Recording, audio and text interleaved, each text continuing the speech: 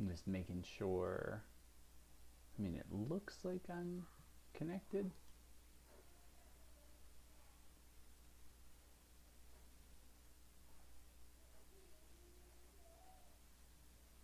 Okay, cool. I'll pop out this chat, send it over to screen 2.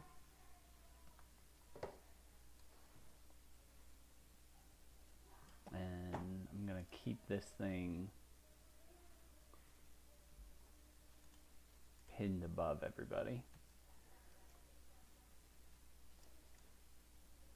I'll put it down here like this. Cool. Oh, hey. Keep above others. Thought that's what. Oh, this one. There we go. Okay. Cool. Welcome. It's 9:05. I'll hang out for a minute and then kind of get started on some things that I think might help. I went into the discussions, the GitHub discussions for our class, and I'll just post the link in here.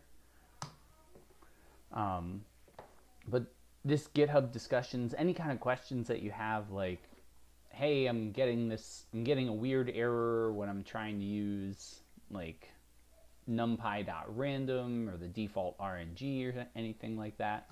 The GitHub discussions is a great place to put those kind of questions because everyone can log in and see like what happened. So like this one that came up, someone was trying to figure out the quartiles, and we were able to figure out like, oh, there's a missing, or there's an extra space here, and maybe that was causing the issue, and it seemed like that fixed the problem. So yeah, just a friendly reminder, like you can always post questions onto this GitHub discussions, and we'll be able to, other people can log in and help answer, or usually it's me or TAs coming in to help out. I'm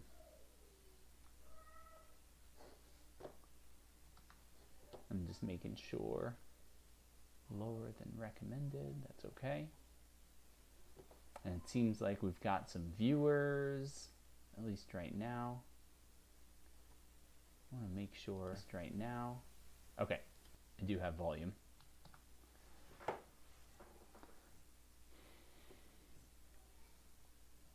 And if you have questions that you want to put either in GitHub discussions or into the chat, then feel free to do that at any point.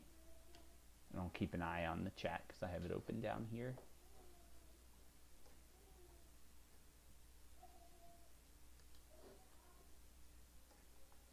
But right now, today, we're working on our module 2, trying to wrap up all this work that we had done with our New York Stock Exchange random walk predictor.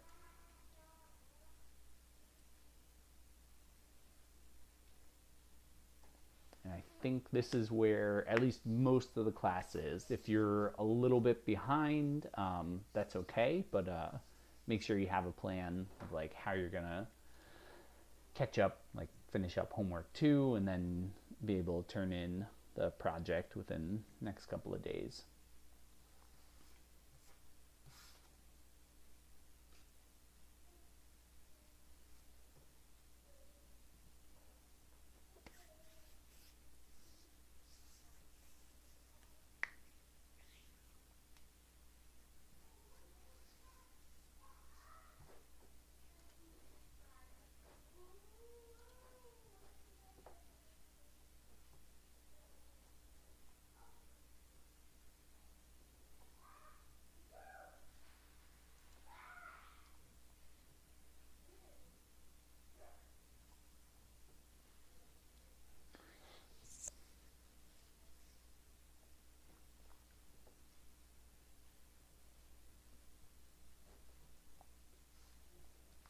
I'm just waiting, just checking around, see what people are doing. no questions in the chat. So if there's no questions to start, I can try doing a little bit of demos, at least how I approach this kind of analyzing data project, and then you can always stop me and ask specific questions if you want. So there is, I've seen people use like two different, like if you do a Google search for, or even let's ask ChatGPT, because I know that we just want to go start now. I need to generate 100 normally distributed random numbers in Python. Yeah, okay, so this is what I see this a lot. People using this np.random.normal, or well, at least like the np.random, but the standard practice now, this is like the old way of doing things. So let's see if we can regenerate it.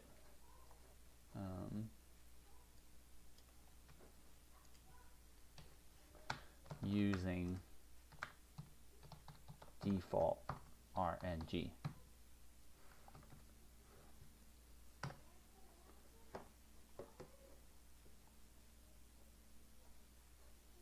Oh, network error occur, regenerate. Yeah, that's okay. Kind of usually, at least the code that NumPy now recommends is that you say from numpy.random import default RNG, and now when we want to generate random numbers, we create a our RNG, random number generator, with this command. This number in here, I use 42 just because that's the answer to life, the universe, and everything. But you can use any number in there. It's called a seed. And yeah, so this is the normal, like, let's see, if I look up NumPy RNG, random generator,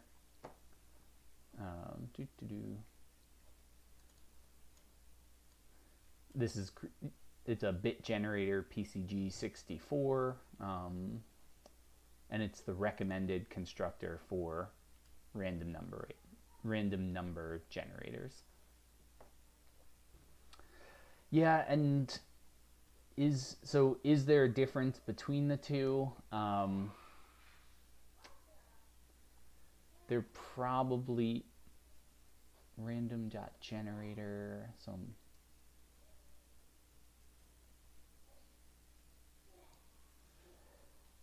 so this is the main thing, is that like if you're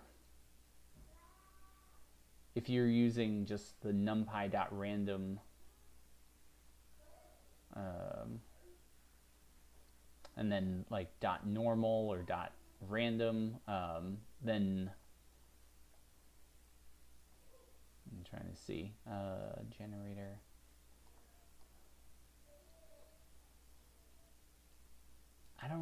I don't know how we could measure the difference. There's not a big difference, but there is a difference.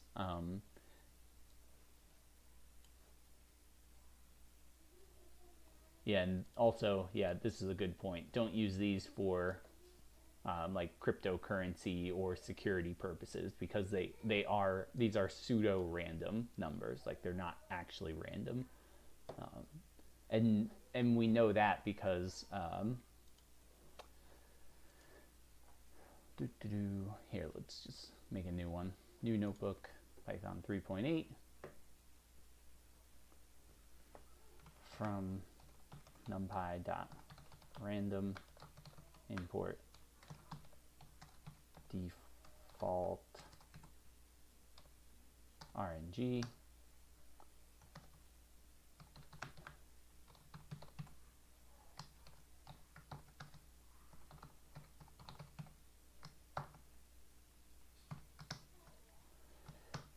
If I ask for a random number, I should get a different one every time, but because I'm setting a seed, it's a very predictable random number. It's always going to be this one. You can almost think of it like there's whatever billions of random numbers that this generator has, and setting the seed is kind of shuffling them in a different order.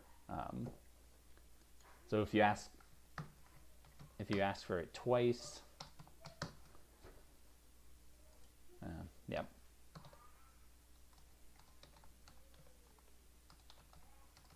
Oh my god, print.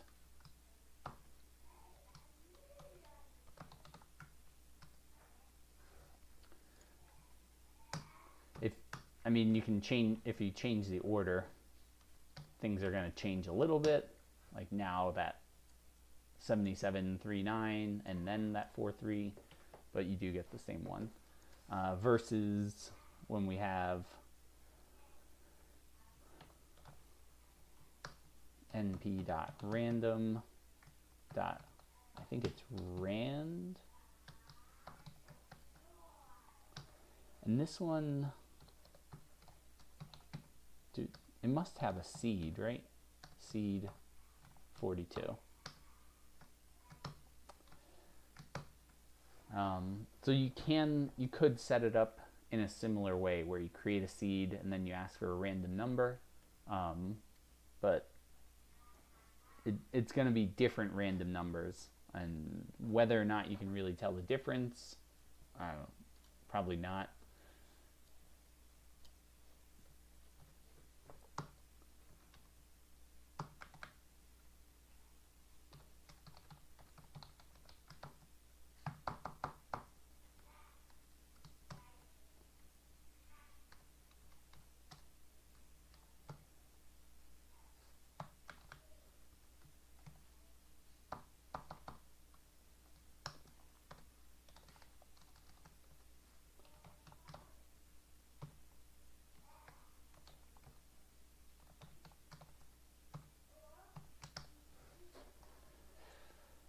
Yeah, I mean, they both look uniformly random,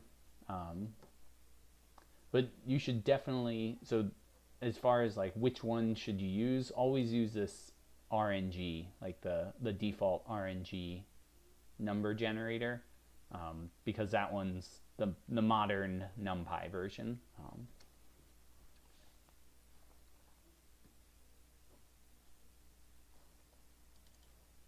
We could even try box plot bracket x2, see if there's any difference. I mean, the mean, it looks like the mean is a little different. I don't know, but they're both uniform. I don't know, it looks like a uniform distribution between the two.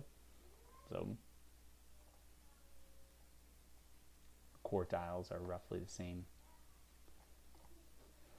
So anyway, long explanation, but use that default RNG. From NumPy, import that default random number generator, create your random number generator, and now you've got RNG dot whatever you want. And in this case, I'm using like that normal distribution generator, create a size, the location, and the scale. The location and scale, this has always bothered me. Like, I feel like this should say mean and that should say standard deviation, but I don't know. The location is the mean of this normal distribution. The scale is changing like how wide it is. So the verbiage kind of makes sense, but at the same time it bothers me. So let me go through, and so I'm going to pick like a new data set and kind of look at how I would like explore the data and then go through the same kind of analysis. So I'm loading in that stock exchange data. In this case, I'm holding shift and hitting enter so I can run through the same analysis that is already there. So I'm removing that everything past that 2014 data. This plot where you're just showing like the variable versus time, this is a great way to figure out, like, is there a trend to the data? Is it just random noise? What's going on? And in this case, it looks like random noise to me because for the most part, there's some average value and then things are just jumping up and down. Maybe if we zoomed in, and I haven't been able to get my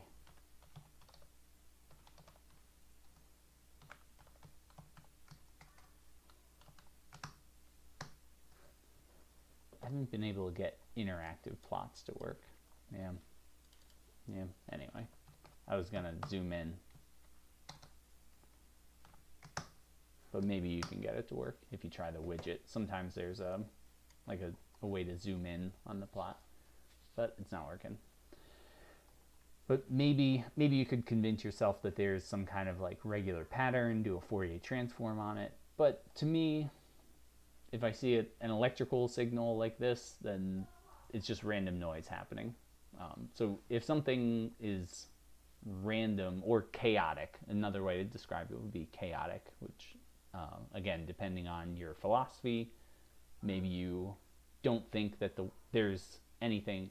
Maybe you don't think randomness is possible because there's always a cause for an event, or maybe you think that everything is random.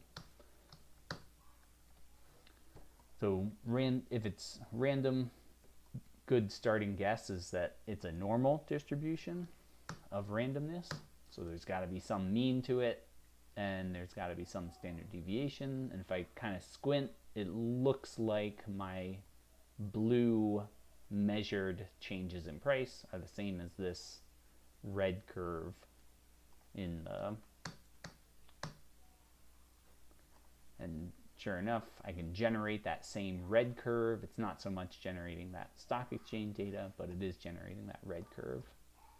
So let's start copying this stuff because we already split it up for Google. So I'm going to take this, copy it down here, paste it here, and instead of Google data, let's look at maybe IBM. IBM, because we were just looking at their transistor data too, and I'll call this like IBM data. And now I got to start replacing all these. Google data, Google data, Google data. Oop, give me that, give me this, give me that. IBM. Try running that. And right now this IBM data kind of went up. Something happened, it slowly went down. So it doesn't really make sense to split it like right here, but maybe I do want to have a training and testing data set. So instead of splitting right here at 2014, I could do half and half, or a lot of times it's like 80%, like come up to the year, I don't know, 2015. So let's try that. We'll do 2015 0101, and I'll say this, just kind of relabeling my stuff. So that now I'm going to use all this red data as part of my average, and then I'm going to try to predict what happens here and see how close I can get. So I'm using, again, this is roughly, and I'm eyeballing it here, but roughly 80% of my data I'm going to use to create an average and a standard deviation. The rest is going to be what I use for testing. Oh, and great question, like, do you have to split this data? because I could just take this whole data set and find the mean, find the standard deviation, and those are the two numbers that really factor into that model that we're building for this random walk model. So you don't have to split the data, but it is really good practice, at least for like analyzing data like this, to have some sort of test where you're using some of your data to create a model and then some of the data to see how well the model performs. So that's why I'm doing this and splitting it this way. There are good splits and bad splits. In this Google example, I was creating a very bad split where things were way outside the scope of my model, and I split it right there to show what can go wrong. But in this case, this is probably a pretty good split because it's capturing some of the ups, some of the downs. It's probably going to capture the rest of this pretty well. And maybe this drop, like this kind of continual drop, won't get captured, but probably will. I don't know. So if you don't want to split it, then you do have to make some kind of quantitative prediction. So like maybe you want to use all this data, 2010 to 2017, and you want to look up like what was IBM stock price on, and what is our last day that we have here. Here, let's do this. IBM bracket date. Is it date? I thought it was date. Oh, IBM data.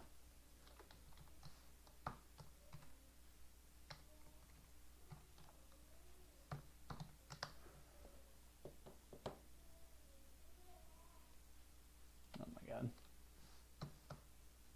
LOC. What?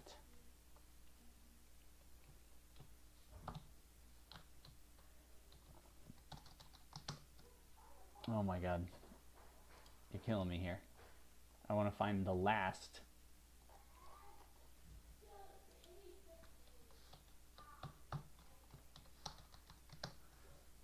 What? It exists. What? What is going on here? Why can't I have the last value? Anyway, okay, so the last value is 2016 12/30.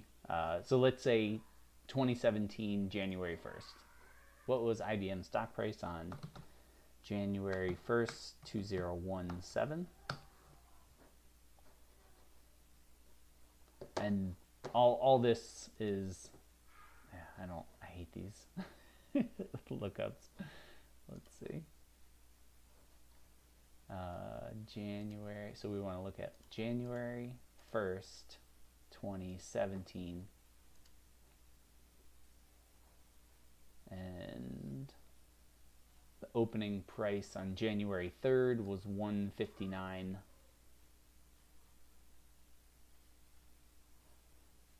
Let's see. Was 100, so we'll call it like $160 because we've got pretty big. So what I could do is take this data and plug it in here and say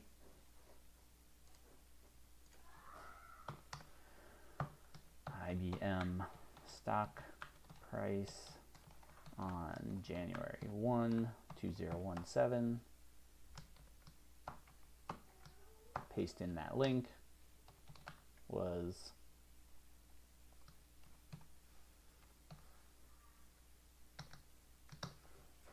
so now I've got, like, I did 10 seconds worth of research.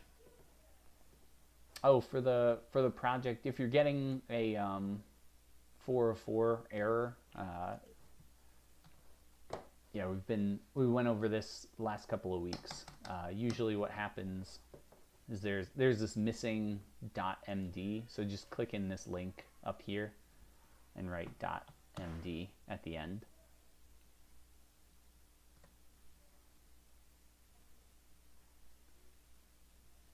And when you do that, it'll get you right into the notebook. You can also fix it. So if you double click on this markdown thing that has all the projects and homework, it's missing that last .md, so put it back in there.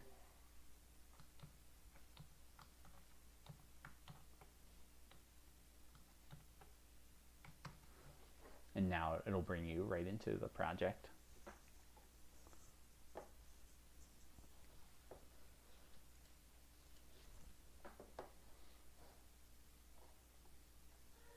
Okay, but yeah, I would recommend splitting it, but if you don't want to, if you have a reason not to, then go for it. Do your thing. Do it your way. I'd rather see you try something new than just do exactly what I tell you to do, because it's a data exploration and model building kind of project. Oh, so it dropped by like $10 in the next like day or two after that last data that we had. Cool. Okay, so now I'm gonna grab the code to start analyzing this data.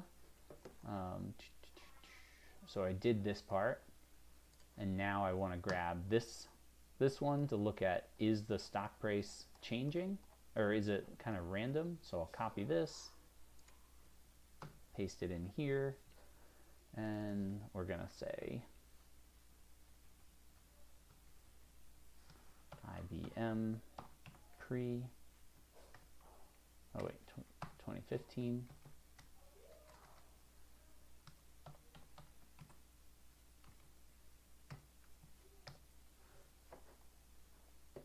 And sure enough, at least to me, I would say this also looks like random changes. I don't see any kind of like changing curve. Like when I look at this data, I could roughly say like maybe this is a parabola, like maybe it goes up and comes back down, or maybe it's a parabola with an extra little tail, so maybe some kind of quartic function. But this one, it doesn't have any trend. Like it's not going up, not going down. There's no curve to it. It just looks like a lot of noise. Okay, so we're off to a good start. So I'll grab, do I want to get this? Let's grab just a couple of things. Copy all these down. Here.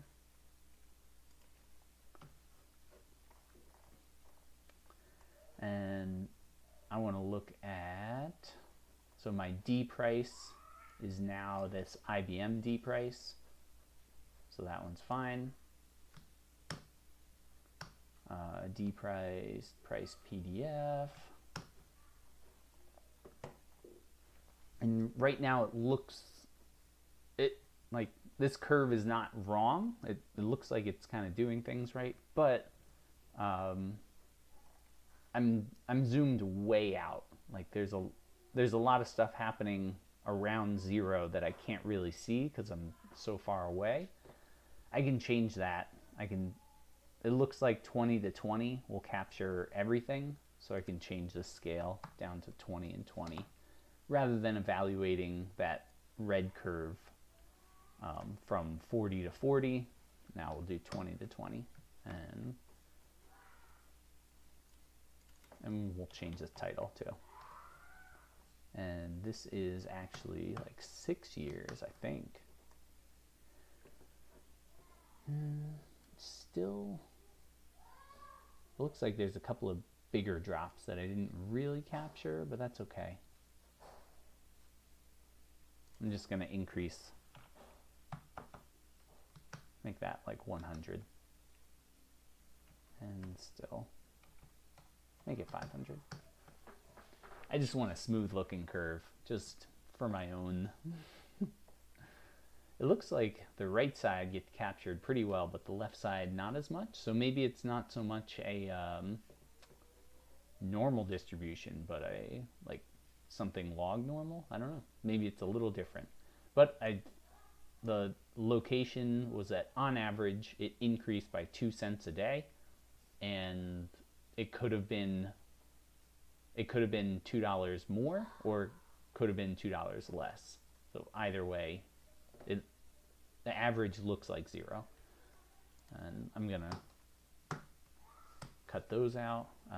And I don't want to use this length of Google. I want to use the length of IBM pre-2015.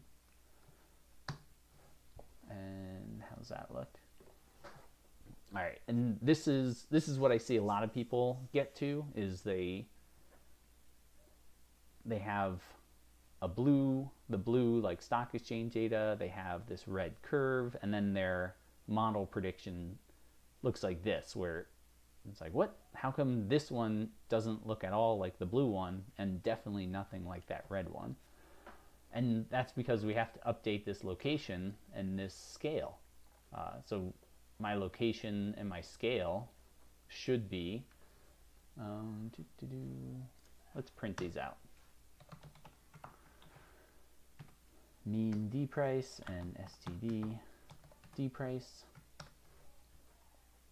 So this should be my location and scale, not whatever Google had left over.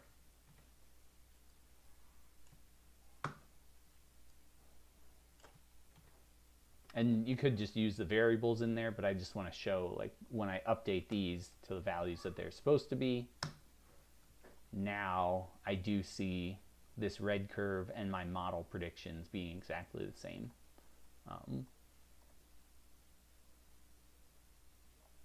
And oh yeah, let's change this. IBM. Cool. So we're making some progress. We have random variables, and oh, and it's 5 years. Okay. So now I want to start taking those changes in price and summing them up so that I can create some kind of prediction. And do I need this one? I just want to take this guy, create a new cell down here, and then take the rest of this, plot here,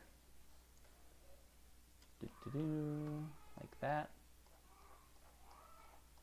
And I know I'm scrolling up and down, but all right. So I'm going to take cumulative sum of my D price model. I want my IBM data pre-2015. I want to take the initial opening price that I have there, add it to this. I'm going to plot my IBM pre-2015 and my price model, where the price model is the cumulative sum of the change in the price model. And these are just creating those like error bars for my model data. And then I want to compare it to my IBM data.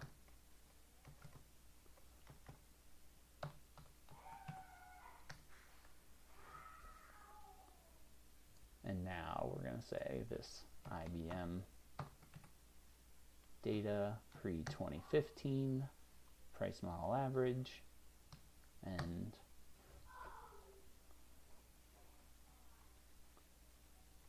I'm just zooming out so I can see the whole graph.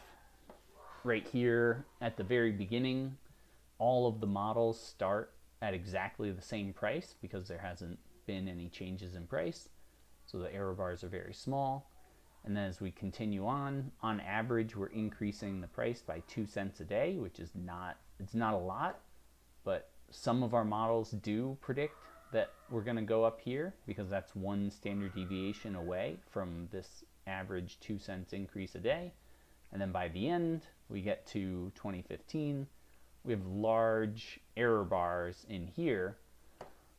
So if I'm trying to predict all the way out to that 2017 data, I can increase the number of days.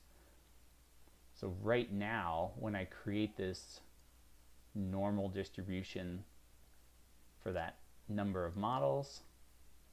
Instead of looking at just that pre-2015 data, I'm going to look at all of that IBM data. And now, instead of plotting just the date versus my price model for that pre-2015, oh, like that. Oh, and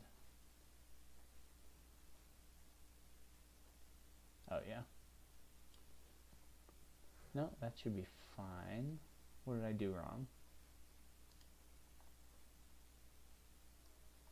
Oh, my error bar. Here we go. Like that. And now I only used 2010 through 2015 for my predictions, but I'm making a further prediction all the way out into 2017, and I'm right back on top of it. That 6.5 years later, my error is really low. Like, I have very, very small error in my plots. And I can do a direct comparison. So I have this opening price, and I have this price model average. It has an average every day.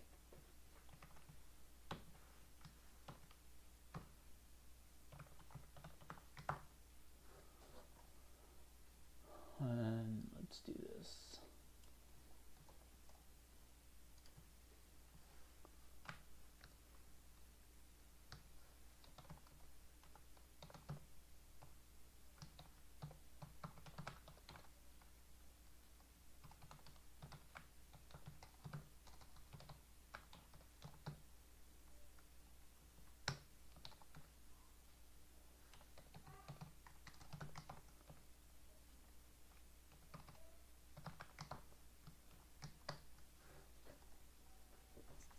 And I can look at how wrong was my model.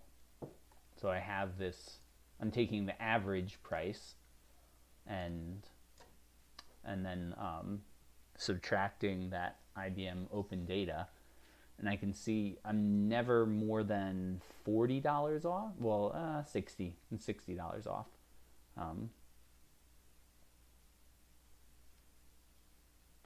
Yeah, so you could definitely you can definitely try to extend this further. The only weird thing that we get is that dates and times. So I just want to look at bracket date.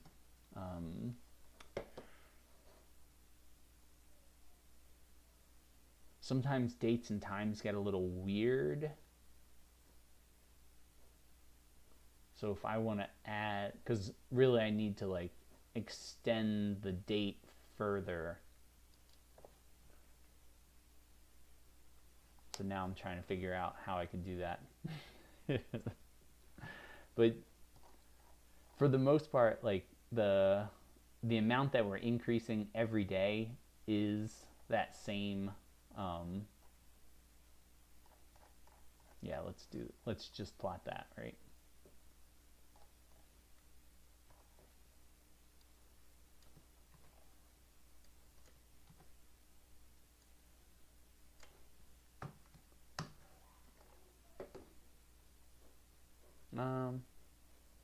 Yeah, I guess it's not quite a linear curve. I was going to say it's like a straight line price model average, but it's a little different than a real straight line. But on average, it's going to be 2 cents a day. So you could just keep extrapolating that curve of that 2 cents a day out. And let's try, I'm going to try increasing like number of models. So general way, if you're trying to figure out, is my Monte Carlo model accurate? Best test is increase this number of models.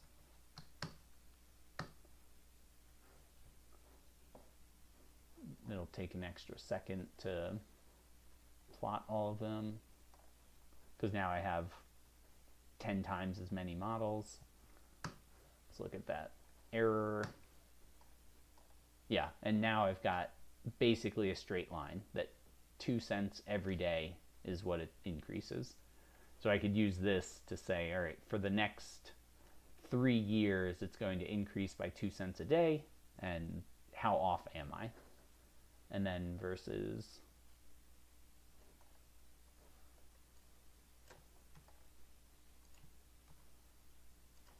price model STD. Yeah, and the standard deviation, like at first it starts to increase a lot, but then every day it increases. Well, every year it increased by, let's see, maybe $10. Does that sound right? 10, yeah, maybe like $10 or $12. So if I want to extend this to another like 8 years to get to 20, I'm online. You okay? Yeah, but we're on class. Everybody's here.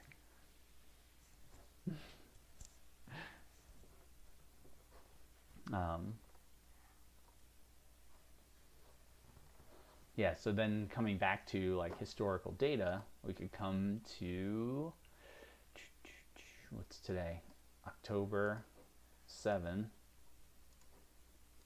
2024. Take a look. And the prediction is 220. So today was, well, 226. So I don't know what exactly today was. But the opening price, let's call it 224.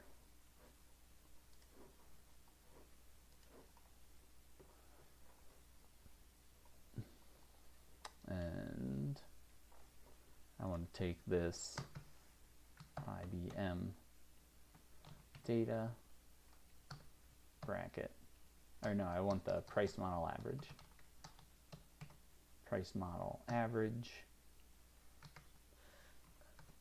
bracket -1. That should give me, yeah, that gives me.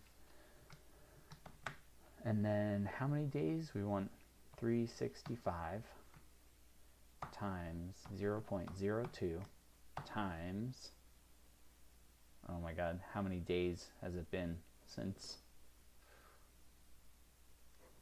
2017?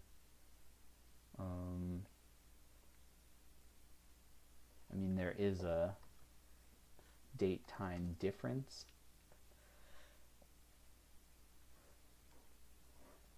Let's just look it up. Number of days since 0101. All right. 2,836 days. Use some I mean, there's other ways that we could do this and make it more reproducible, but at least to get a number. So we want 2 cents a day times that 2,836.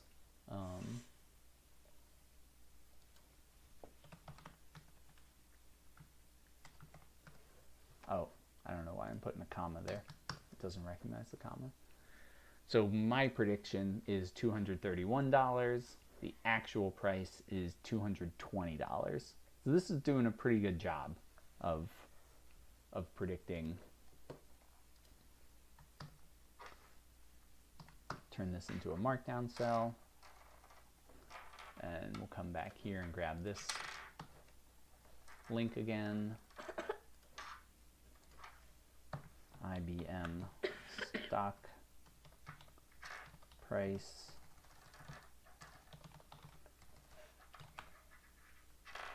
October 3rd. Oh, I can't spell.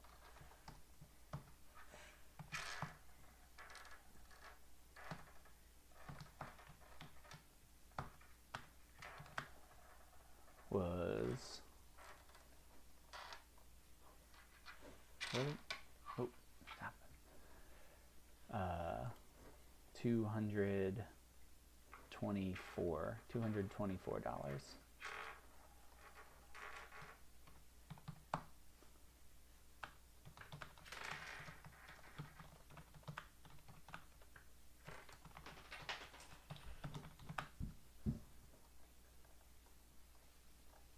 What did we say? 231.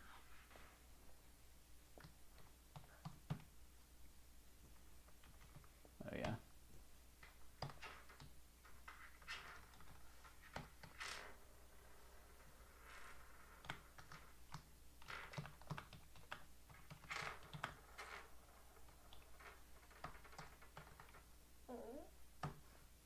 Like $7 of error.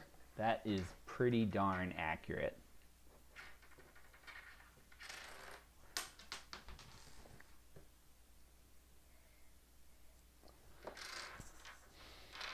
And what you got in the other room, bud? So as far as like, is this an accurate way to predict the stock market? Absolutely. Like this is, and we just showed for this like IBM data set, we can create a very accurate prediction of what the stock market is going to do, but very much on average, because when we look at these error bars, all within our margin of error is what the stock market is doing. So we're always within about one standard deviation of the prediction. But the one standard deviation keeps getting bigger. Like as time was going, even on just the 7-year time frame, we went from $20 all the way up to $85 on stock prices that are like on the scale of $160 to $170. That's 50% of the stock price. Like if the stock price drops by 50%, one standard deviation, that's a big loss.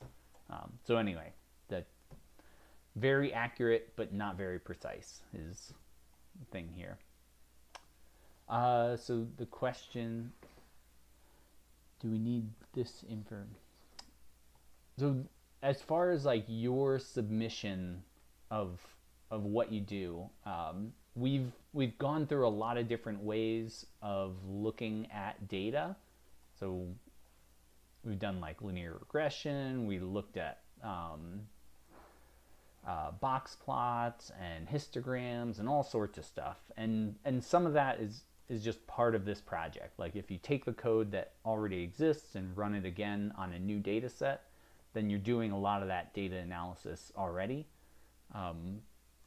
Then if you want to add anything more or you want to change it, then go for it. But the main thing is that you have to add, and it's got to be your own thing, because there's no, I can't write it for you or give you like example code to do, or examples to do it, of like what are predictions that you want to make. So I give an example of like 2015, but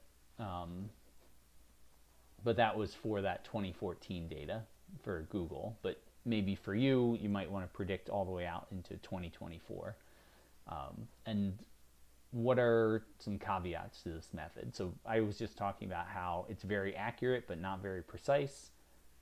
In this previous data, we can see that it was going up and up and up, but there was a big drop that does not get accounted for. So that's not going to be part of this. So we're not going to be able to predict that or take it into account. So that would be like a caveat for that. Here, a caveat is like, really with just these few years of data, we can get a pretty good average and a pretty good standard deviation and predict well into the future. I think usually when people use like random walk hypotheses, they're talking about like days ahead. So even this like months of prediction is probably outside the scope of what the model is really meant to do, but we can do it. There's nothing wrong with it. And so then the other question was like price model average. That one is, so first the price model is created with a cumulative sum along that D price model. and that's along axis 1, axis 0. And then price model average is taking all of those, and in my case I made like 1,000 models, so I increased the number of models to 1,000, and then I'm taking what is the average price across those 1,000 different columns. So each column is going to be a different model prediction. Cool.